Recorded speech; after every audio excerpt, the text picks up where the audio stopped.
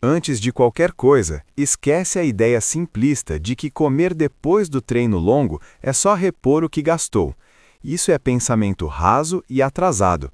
O que você come depois do treino longo define quanto daquele treino virou adaptação real e quanto virou apenas desgaste. Recuperação não é luxo, é parte do treino. Quem erra aqui pode treinar forte a semana inteira e continuar estagnado. Depois de um treino longo, o seu corpo está em um estado fisiológico específico: glicogênio muscular reduzido, sistema nervoso central cansado, microrregiões musculares espalhadas, inflamação controlada e uma janela metabólica aberta para reorganizar tudo isso. O que você coloca para dentro nesse momento direciona o processo inteiro. Comer errado não só atrasa a recuperação, como aumenta o risco de perder massa magra e entrar em fadiga acumulada. O primeiro ponto que você precisa entender é que treino longo não é igual a treino intenso curto. O dano principal aqui não é só metabólico, é estrutural e neural. Você precisa devolver energia, mas também precisa sinalizar reconstrução. Isso exige carboidrato, proteína e contexto hormonal adequado. Não adianta focar em um e ignorar o resto. Vamos direto ao ponto. A prioridade número 1 depois do treino longo é carboidrato suficiente para restaurar glicogênio. Sem glicogênio, não existe recuperação completa, e sem recuperação completa, o treino seguinte já começa comprometido. O erro mais comum é comer pouco carboidrato por medo de engordar. Esse medo é o que mantém muitos ciclistas sempre cansados, sempre inflamados e sempre com fome descontrolada à noite. O corpo sai do treino longo extremamente sensível à insulina. Isso significa que o carboidrato que você consome nesse momento tem destino prioritário para o músculo, não para o estoque de gordura. Negar carboidrato aqui é desperdiçar uma vantagem fisiológica rara. Você não está se controlando, você está sabotando a adaptação. Agora, tipo de carboidrato importa. Depois do treino longo, você não precisa inventar moda. Fontes de fácil digestão com baixo teor de gordura e fibra excessiva funcionam melhor. Arroz, batata, mandioca, pão, frutas, mel, aveia bem tolerada. O objetivo é reabastecer, não testar o sistema digestivo. Outro erro comum é tentar compensar o treino longo com uma refeição pequena achando que já comeu durante o treino. Comer durante o treino ajuda a manter desempenho, mas não substitui a refeição pós-treino. São funções diferentes. Durante o treino, você sustenta o esforço. Depois do treino, você reconstrói o sistema. A segunda prioridade é proteína de alta qualidade. O treino longo gera degradação proteica significativa, especialmente em fibras de resistência. Se você não fornece aminoácidos suficientes depois, o corpo entra em balanço nitrogenado negativo. Traduzindo, você perde músculo mesmo pedalando muito. Isso é mais comum do que parece. A quantidade de proteína precisa ser adequada ao seu tamanho corporal e ao volume do treino. Não é um scoop simbólico, é uma dose real distribuída de forma que o corpo consiga usar.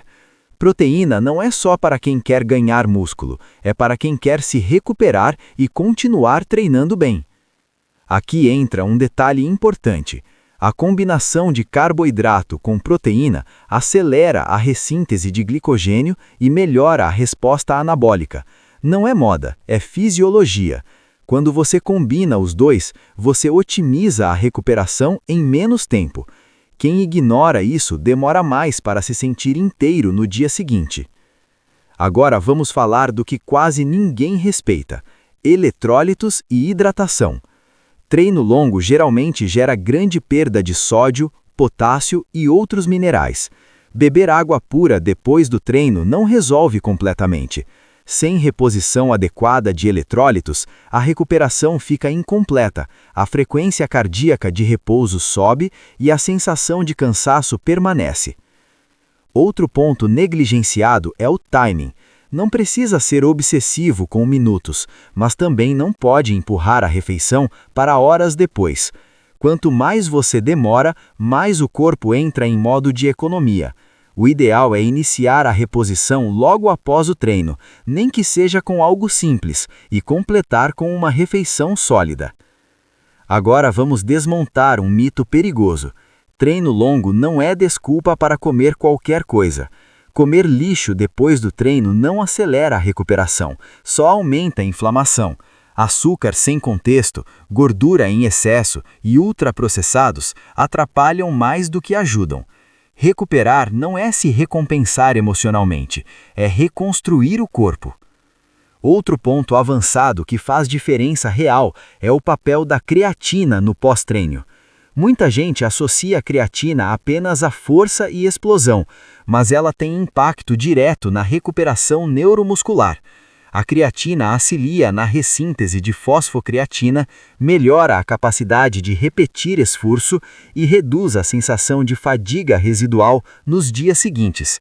Em treinos longos e frequentes, isso ajuda o corpo a se sentir mais estável ao longo da semana. Não é sobre virar mais forte de um dia para o outro, é sobre reduzir o custo do acúmulo de treino. Muitos ciclistas que começam a usar creatina de forma consistente relatam exatamente isso. Menos sensação de perna morta no dia seguinte, melhor resposta em treinos consecutivos e recuperação mais previsível. Tudo isso impacta diretamente a capacidade de treinar bem ao longo das semanas. Outro detalhe que quase ninguém observa é a resposta inflamatória. Alimentos ricos em micronutrientes, como frutas, legumes bem tolerados e fontes de antioxidantes naturais, ajudam a modular a inflamação sem bloquear a adaptação. O erro é exagerar em estratégias anti-inflamatórias agressivas logo após o treino, que podem até atrapalhar o processo adaptativo. Agora vamos falar da diferença entre comer para recuperar e comer para emagrecer. Depois do treino longo, o foco é recuperar. Se você tenta usar esse momento para cortar comida, o corpo entende que está em ambiente hostil. O metabolismo desacelera, a fome desregula e a recuperação falha. Emagrecimento acontece pelo balanço semanal, não pela sabotagem pontual pós-treino. O erro clássico é concentrar toda a recuperação em uma refeição gigante. O corpo não funciona assim. Melhor distribuir bem ao longo das horas seguintes, garantindo o aporte contínuo de energia e proteína. Isso mantém o ambiente anabólico e reduz picos de fome mais tarde. Agora a parte que fecha tudo. Comer bem depois do treino longo não é sinal de fraqueza ou falta de disciplina. É sinal de inteligência esportiva. Quem come certo, recupera mais rápido, treina melhor no dia seguinte, acumula mais semanas boas e evolui mais. Ciclistas que vivem cansados geralmente não treinam demais, eles recuperam mal, e a recuperação começa no prato. Se você quer parar de sentir que um treino longo te destrói por dias e começar a sentir que ele te fortalece, precisa tratar o pós-treino com a mesma seriedade que trata o treino em si. Isso não é detalhe, é estratégia. E quando tudo isso está organizado dentro de um sistema, o processo fica muito mais simples.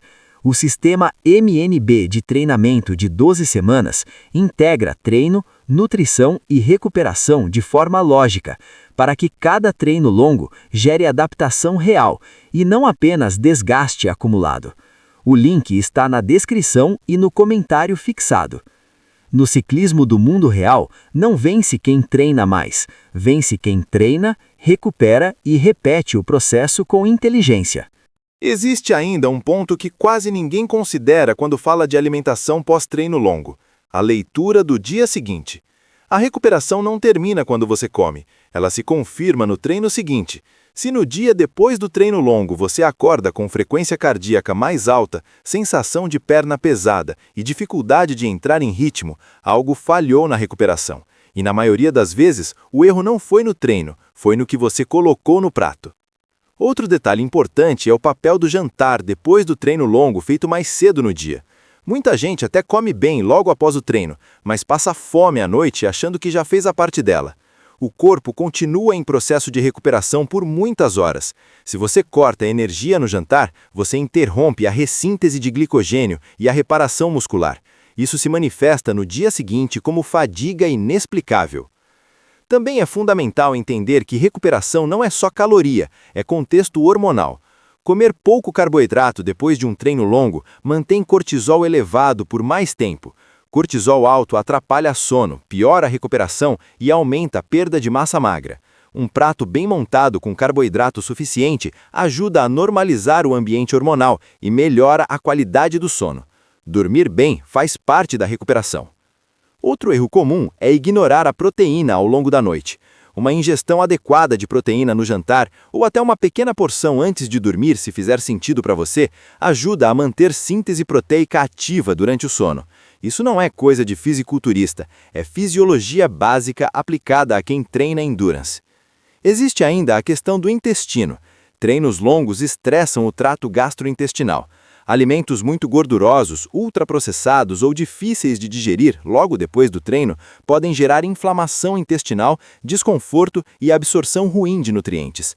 Recuperar bem também é escolher alimentos que o seu sistema digestivo tolera, não só o que parece saudável no papel. Outro ponto negligenciado é o papel dos líquidos nas horas seguintes. Não é só beber água na hora que acaba o treino, é manter hidratação consistente ao longo da tarde e da noite. Isso ajuda na distribuição de nutrientes, na remoção de metabólitos e na normalização da frequência cardíaca de repouso. Também vale falar da diferença entre treino longo isolado e sequência de dias longos. Quando você tem blocos de treinos longos em dias consecutivos, a alimentação pós-treino deixa de ser detalhe e vira pilar central do planejamento. Nesses casos, errar um dia compromete o bloco inteiro. Ciclistas que fazem estágios de treino sabem disso. Comer bem é o que permite repetir. Outro detalhe avançado é a individualidade. Nem todo mundo responde igual à mesma estratégia alimentar. Alguns precisam de mais carboidrato, outros de mais atenção à digestão, outros de ajuste fino nos horários. O erro é copiar dieta de outro ciclista sem entender o próprio corpo. Recuperação é individual. Agora, a verdade que amarra tudo. Treino longo só constrói resistência quando ele é absorvido. Se você termina o treino exausto e passa dias tentando se recuperar, algo está errado. Comer bem depois do treino não é exagero, é o que transforma horas no selim em evolução real. Se você quer sair do ciclo de treino longo que te quebra e entrar no ciclo de treino longo que te fortalece, precisa tratar a alimentação pós-treino como parte do método. Não é comer mais por impulso, é comer melhor por estratégia. E quando isso tudo está integrado dentro de um sistema que organiza treino, carga e recuperação ao longo das semanas, o resultado aparece com muito mais previsibilidade. O sistema MNB de treinamento de 12 semanas foi criado exatamente para isso. Ele não separa treino de nutrição nem recuperação de performance. Ele organiza tudo para que cada treino longo construa algo, não apenas desgaste. No ciclismo do mundo real, recuperação bem feita não aparece no Strava, mas aparece no desempenho. Quem entende isso para de viver cansado e começa a evoluir com consistência.